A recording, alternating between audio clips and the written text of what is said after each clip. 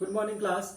Today we'll start with lakes. So this is our fourth lecture regarding drainage. So we all know that lakes are very important for tourism. For example, we can call that there is a Dal Lake in Jammu and Kashmir, which is the main attraction point for houseboating, and that brings about thousands of people every year as a tourist. So हम कह सकते हैं कि जो lakes है हमारे life में बहुत ज्यादा इंपॉर्टेंस रखते हैं, और उसका सबसे ज्यादा इंपॉर्टेंस बढ़ जाता है किसमें, तो वो एक टूरिज्म के लिए. ठीक है, तो जैसे कि हम कह सकते हैं कि जो डल लेक है जम्मू एंड कश्मीर में, वो मुख्य केंद्र है किसका, आकर्षण का. जो टूरिस्ट लोग जाते हैं जब जम्मू एंड कश्मीर जो डल लेक में जाकर के वो वहां पे हाउस बोट जो है वहां पे वो वर्ल्ड फेमस है. सो लोग वहां पे बोटिंग करने के लिए जाते हैं, स्विमिंग करने के लिए, और भी बहुत सारे वाटर गेम्स हैं जो कि हम लेक्स में करते हैं. सो हम देख लेते हैं कि लेक्स जो है वो क्यों इंपॉर्टेंट है और किस तरह के लेक्स है, और लेक्स जो है वो बनते कैसे हैं. So India has many lakes which are differ from each other in size and characteristic. So India में बहुत सारे लेक्स हैं जो कि अलग अलग साइज के और अलग अलग कैरेक्टरिस्टिक्स के हैं, मीन्स अलग अलग टाइप्स के हैं. So most lakes are permanent and some are seasonal, which contain water only during rainy seasons, like the lakes in the basin of inland drainage of semi-arid region. So हम कह सकते हैं basically जो lakes है वो कितने types के होते हैं. लेक्स टू टाइप्स के होते हैं, परमानेंट और सीजनल. सो हम कह सकते हैं जो परमानेंट लेक्स हैं वो कहाँ पे होते हैं, हिल्स में होते हैं, माउंटेन्स में होते हैं, क्योंकि वहां पे उनको through out the year water मिलता है through rain and ice glaciers. But बहुत सारे लेक्स ऐसे हैं जो कि सीजनल होते हैं, और वो लेक्स कब बनते हैं, जब हैवी रेनफॉल होता है ड्यूरिंग रेनी सीजन. सो हम कह सकते हैं कि बहुत सारे ऐसे लेक्स हैं इंडिया में जो कि इनलैंड ड्रेनेज में आते हैं, जो कि सेमी एरिड रीजन में है. अब semi arid means partly dry, not fully dry like Rajasthan. some parts of Rajasthan को हम कह सकते हैं they are semi arid. semi arid का मतलब होता है बहुत ज्यादा सूखा नहीं. जैसे कि हम कह सकते हैं राजस्थान में बहुत सारे ऐसे पार्ट्स हैं जो कि फुल्ली एरिड है. एरिड मतलब पूरा सूखा, लेकिन सेमी एरिड मीन्स वैसे एरिया जहाँ पे कुछ पेड़ पौधे हैं और कुछ वनस्पतियां हो और थोड़ा बहुत नमी हो, मीन्स पूरी तरह से वो बंजर नहीं हो. तो ये सब बहुत सारे ऐसे लेक्स हैं जो कि हमें सीजनली वहां पे लेक्स क्रिएट होते हैं ड्यूरिंग रेनी सीजन, और वो कहाँ पे मिलते हैं, inland drainage of semi arid region. Inland drainage का मतलब होता है कि जो लैंड पे जो रिवर्स हैं उसके द्वारा जो भी लेक्स क्रिएट होते हैं उसे हम लोग इनलैंड ड्रेनेज कहते हैं. So some of the lakes are results of action of glaciers and ice sheet. So बहुत सारे ऐसे लेक्स हैं जो कि किसके द्वारा बनते हैं, ग्लेशियर और आइस शीट्स की वजह से. जहां पे बहुत ज्यादा बर्फबारी होती है तो वहां पे भी हमें लेक्स मिलते हैं, क्योंकि वो सारे के सारे लेक्स क्या है, परमानेंट लेक्स हैं. Other lakes have been formed by wind, river action and human activity. Human action and human activities.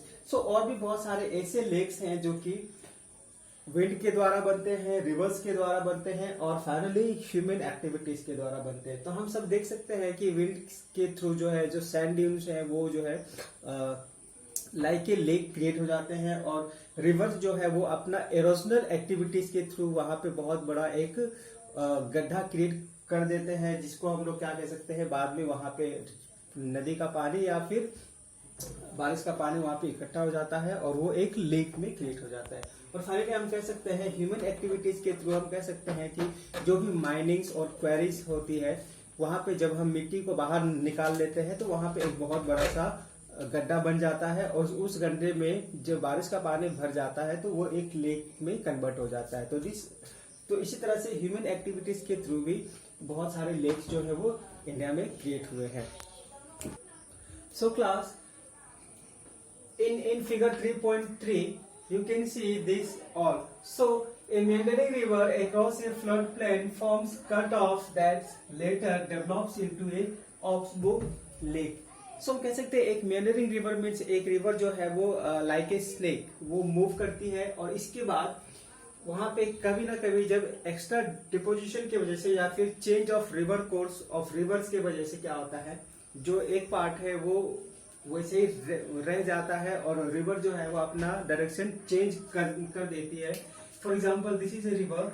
अब रिवर जो है यहाँ से नहीं बह करके वो सीधे यहाँ से निकल जाती है और ये जो रिवर है वो उसी तरह से रिमेन कर जाता है। बाद में इसको लेटरली ये किस में डेवलप हो जाता है, तो ओक्सबो लेक्स में या फिर मेल्डर्स में। ओके, सो इसी तरह से रिवर्स जो है वो एवरी ईयर अपना रिवर कोर्स चेंज करती है, जिसकी वजह से बहुत सारे लेक्स क्रिएट होते हैं। ऑक्सबो लेक, मेंडरिंग रिवर, सारे के सारे इसी से क्रिएट होते हैं। सो हम कह सकते हैं there is a devastating river in Bihar known as Kosi.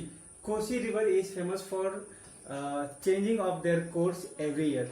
सो इसी तरह से जो भी रिवर्स हैं वो मेंडर्स बनाते हैं या फिर ऑक्सबो लेक, इसी तरह से बहुत सारे लैंडस्केप जो है वो क्रिएट करते हैं। सो हम कह सकते हैं spits and bars from lagoons in the coastal areas, example the Chilika lake, the Pulicat lake and the Kolleru lake. So हम कह सकते हैं spits and bars. Spits means होता है कि इन ओशन, समुद्र में क्या होता है जब रॉक्स होते हैं तो वहां पे जो कोरल रीफ्स हैं वो एक्चुअली रॉक्स क्रिएट करते हैं और जो वाटर है वो जो प्रेजेंट माउंटेन्स है या फिर जो भी रॉकी सरफेस है उसको वो थ्रू देयर वेव्स वो अपने लहरों के द्वारा उसको काटते रहते हैं और काटने के बाद जो लेक है उसको राउंड शेप में बना देते हैं, जिसे हम लोग क्या कहते हैं, लगून्स कहते हैं। सो लगून्स जो है एक तो स्पिट्स एंड बार्स के द्वारा भी होता है और दूसरा एक और प्रोसेस है जिससे जो कि इसे कोरल्स बनाते हैं। Corals are the microscopic animals which live in colonies in oceans bed. तो समुद्र के तली में कुछ माइक्रोस्कोपिक ऑर्गेनिजम्स रहते हैं जिन्हें हम कोरल्स कहते हैं और वो जब मर जाते हैं तो उसके ऊपर एक फिर उसके ऊपर एक, इसी तरह से वो लाइक कॉलोनीज में रहते हैं और जैसे मरते जाते हैं उसका जो लेयर है वो ऊपर आते जाता है और बाद में एक लेक की तरह हमें दिखने लगता है, जिसे हम लोग लगून्स लेक भी कहते हैं। तो this are the erosional activities of spits and bar in oceans. So Sambhar lake in Rajasthan which is the salt water lake is a seasonal lake. जो राजस्थान में जो सांभर लेक है वो सॉल्ट वाटर लेक है और ये एक सीजनल लेक भी है। Wular lake in Jammu and Kashmir is made up of tectonic activities. So हम कह सकते हैं जो वुलर लेक बना है जम्मू एंड कश्मीर में वो एक्चुअली प्लेट टेक्टोनिक एक्टिविटीज के वजह से बना है। जो प्लेट टेक्टोनिक्स है उनके सबमर्ज होने के कारण या फिर उनके डाइवर्जन के कारण या फिर उनके कॉल्यूशन के कारण ये जो है वो बनी है। फिर Wular lake is the largest fresh water lake in India. So Wular lake जो है वो लार्जेस्ट फ्रेश वाटर लेक है इंडिया में। इसके अलावा और भी बहुत सारे फ्रेश वाटर लेक्स हैं जो कि इंडिया में पाए जाते हैं। तो पहला है Dal lake, Bhimtal, Nainital, Loktak and Barapani. Barapani is also a freshwater lake in India. So class, let's know the uses of lakes. So lakes are used for generating hydroelectricity. So Guru Gobind Sagar or Bhakra Nangal project is the result of formation of lake in rivers. So Bhakra Nangal जो dam है या फिर जो project है वो एक river पे बनाया गया है और रिवर जो है बाद में थ्रू डैम वो एक लेक्स में कन्वर्ट हो गया है जिससे वहां पे इलेक्ट्रिसिटी जनरेट होती है। So a lakes helps to regulate the flow of river during heavy rains, it prevents flooding and during dry season it helps flow of water. So हम कह सकते हैं रिवर एक लेक जो है वो बहुत तरह से हेल्प करता है। During flood, during heavy rains वो क्या करता है, लेक जो है वो फ्लडिंग से हमें क्या करता है, प्रिजर्व करता है, बचाता है। और ड्राई सीजन में क्या होता है, जब पानी की बहुत ज्यादा कमी हो जाती है तो वो क्या करता है, लेक जो है वहां से फ्लो ऑफ वाटर या आई मीन वाटर को सप्लाई करता है in rivers. So lake moderates the climate of surroundings, maintain the aquatic ecosystem, enhance natural beauty, develop tourism and provide recreation. सो हम कह सकते हैं लेक्स जो है वो बहुत तरह से हेल्पफुल है। लेक्स जो है स्पेशली हमारे क्लाइमेट को मॉडरेट करते हैं। मॉडरेट मीन्स ज़्यादा हॉट है तो उसको थोड़ा सा ह्यूमिड कर दे, या फिर बहुत ज़्यादा कोल्ड है तो उसको हम फिर क्या कर दे, मॉडरेट क्लाइमेट में कर दे, not too hot not too cold, ना ही ज़्यादा गर्मी पड़े और ना ही ज़्यादा ठंडी पड़े, उसको हम क्या करते हैं, मॉडरेट करना कहते हैं। तो क्या करती है लेक जो है वो क्लाइमेट को मॉडरेट कर देती है, और जो हमारे सराउंडिंग्स है मीन्स नेचुरल ब्यूटी है, फ्लोरा एंड फोना, एनिमल्स, उन सबको मेंटेन करते हैं। जो एक्वाटिक एनिमल्स हैं, जो फिशेस हैं और जो भी लिविंग ऑर्गेनिजम्स हैं इन वाटर, उन सबको मेंटेन करती है। जो आसपास का जो इकोसिस्टम है उसको मेंटेन करती है, ये नेचुरल ब्यूटी को बढ़ाती है, और ये फाइनली टूरिज्म को डेवलप करती है। और lastly we can call that lakes जो है वो प्रोवाइड करती है रिक्रिएशन। रिक्रिएशन मीन्स जो भी चीजें खत्म हो गई है उन सब चीजों को फिर से वो रिक्रिएट करती है। मीन्स अगर कहीं का इकोसिस्टम डिस्ट्रॉय हो गया है तो लेक्स क्या करते हैं, उसको फिर से रीबिल्ड करते हैं। तो this are the main uses of lakes. So our next topic is role of rivers in the economy. So हम देख लेते हैं कि जो नदी का क्या भूमिका है हमारे इकोनॉमी में। So using reverse for irrigation, navigation, hydro power generation. So basically हम कह सकते हैं रिवर्स का मेन यूज क्या है, irrigation. First is irrigation, second one is navigation, and third one is generation of hydroelectricity. So these are the three main uses of rivers which increase our economy. Economy means the income of the country. So rivers is used for drinking purpose, used in factories for cooling of machines, etc. Rivers have a significant role in settlements of human beings in the banks in ancient time. This settlement now became big cities. हम कह सकते हैं reverse जो है वो बहुत ही ज्यादा important है from ancient to modern time. So we can call that in ancient time जितने भी सेटलमेंट्स थे, जितनी भी बस्तियां थी या फिर जितने भी लोग थे वो कहाँ पे रहना शुरू किए, रिवर बैंक्स में, नदी के किनारे। और वहीं से जो हम कह सकते हैं the ancient civilization, the Harappa civilization और द इंडस वैली सिविलाइजेशन जिससे हम बिलोंग करते हैं, ये भी कहाँ पे शुरू हुई थी, रिवर इंडस के बगल में। ठीक इसी तरह से हम कह सकते हैं रिवर जो है वो ancient time to modern time बहुत ज्यादा सिग्निफिकेंट रोल अदा कर रही है for the settlement of the human beings. तो हम कह सकते हैं एंशियंट टाइम में भी बहुत सारे लोग ऐसे थे जो नदी के किनारे ही बसना शुरू किए, और वो जो बस्तियां थी एंशियंट टाइम्स में आज वो बहुत बड़े बड़े सिटीज में कन्वर्ट हो गई है। जैसे कि हम कह सकते हैं Patna, Varanasi, Kanpur, Allahabad, this are the major cities which are developed today, but ancient times में they were also a villages and a small tribes. So कह सकते हैं कि रिवर्स जो है वो बहुत ज्यादा इम्पोर्टेंट रोल अदा करती है in the formation of the Indian economy. So class, this is our last topic, river pollution. We know that there are so many causes or so many activities which actually pollute our rivers. So let's see some of them. The growing domestic, municipal, industrial and agricultural demand for water from rivers naturally affect the quality of water. So हम कह सकते हैं जो domestic use है for bathing, heating, cooking, washing, इन सबको छोड़ने के बाद जो म्युनिसिपल कॉर्पोरेशन है for water supply, for sewage, for drainage, इन सब चीजों के लिए, फिर इंडस्ट्रीज में एंड एग्रीकल्चर्स में जो पानी हम यूज कर रहे हैं उसको फिर हम यूज करने के बाद सीधे उसको कहाँ पे डंप कर देते हैं, तो रिवर्स में। तो रिवर्स में जाने के बाद जो रिवर वाटर है उसकी क्वालिटी कम हो जाती है और वो वाटर जो है वो क्या हो जाता है, अफेक्टेड हो जाता है या फिर पोल्यूट हो जाता है। फिर उसके बाद हम देख सकते हैं और भी बहुत सारे रीजंस है, dumping of untreated sewage and industrial effluents into the reverse.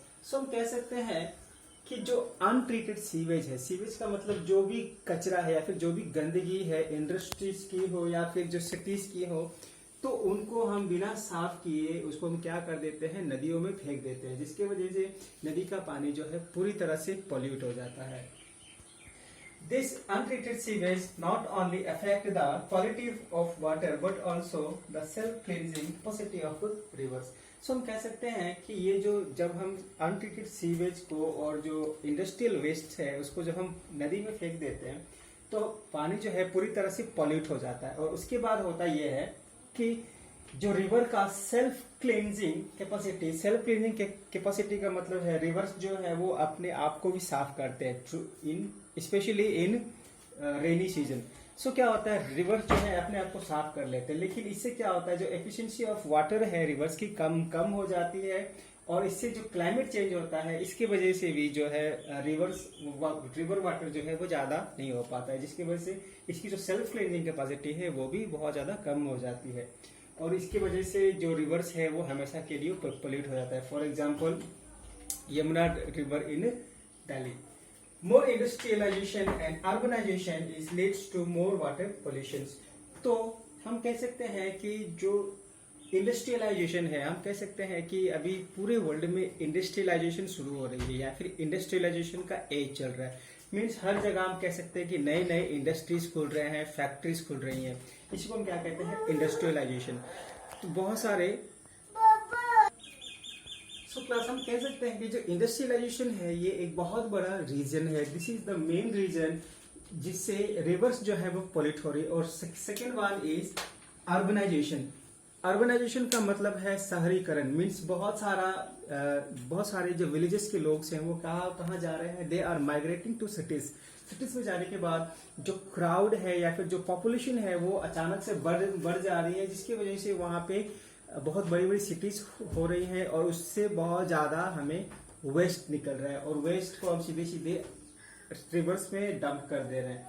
तो this are the two major causes why river is getting polluted, industrialization and urbanization. So industrialization मैंने बताया ही होगा कि इंडस्ट्रियलाइजेशन का मतलब होता है कि बहुत तेजी से इंडस्ट्रीज का विकास होना, उसी को हम इंडस्ट्रियलाइजेशन कहते हैं। और अर्बनाइजेशन का मतलब होता है कि बहुत तेजी से शहरों का विकास होना। शहरों का विकास मीन्स शहरों का बड़ा होना, मीन्स वहां पे बहुत ज्यादा लोग जा करके रहने लगे और जो साइज है सिटीज की वो बहुत जल्दी डेवलप हो जाए। So class this is some basic points regarding river pollution. So class, your chapter ends here and all students are requested to complete their exercise and send it to me.